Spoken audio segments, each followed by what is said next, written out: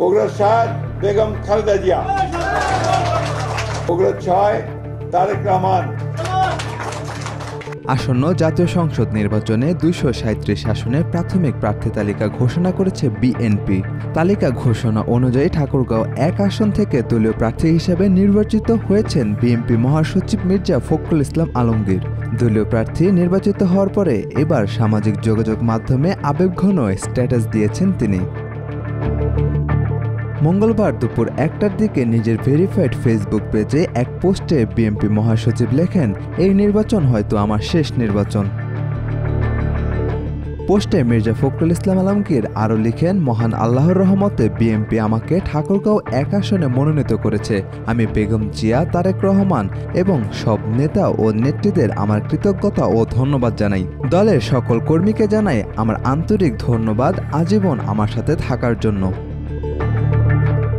তিনি লেখেন, আমরা যারা সারা জীবন রাজনীতি করেছি, জেলে গেছি, আমাদের নিজেদের একটা গল্প থাকে, অনেকেই তা জানে না। আমি যখন ১৯৮৭-তে সিদ্ধান্ত নেই আমি রাজনীতিতে ফিরব, আমার মেয়ে দুটি একদমই ছোট ছিল, ঢাকায় পড়তো।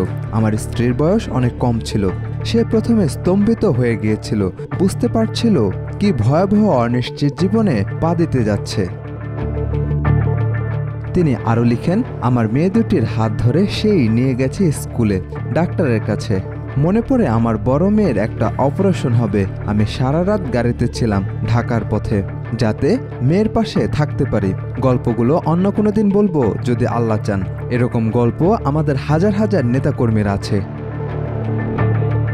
বিএনপি নেতা লেখেন, এই নির্বাচন হয়তো আমার শেষ নির্বাচন। যারা মনোনয়ন পাননি বিশ্বাস রাখুন, ইনশাল্লাহ দল আপনাদের যথাযথ দায়িত্ব ও সম্মান দেবে। পরিশেষে তিনি লেখেন, আপনারা সবাই আমার জন্য দোয়া করবেন, আমাদের দলের প্রতিটি নেতাকর্মীর জন্য দোয়া করবেন। আমরা সবাই মিলে আপনাদের পাশে থাকব, কাজ করব ইনশাল্লাহ। বিএনপির সেই যোগ্যতা আছে দেশকে মর্যাদার সঙ্গে এগিয়ে নিয়ে যাওয়ার। ইনশাল্লাহ আপনারা পাশে থাকেন। সাজিদ আকরাম সৌরভ, আজকাল।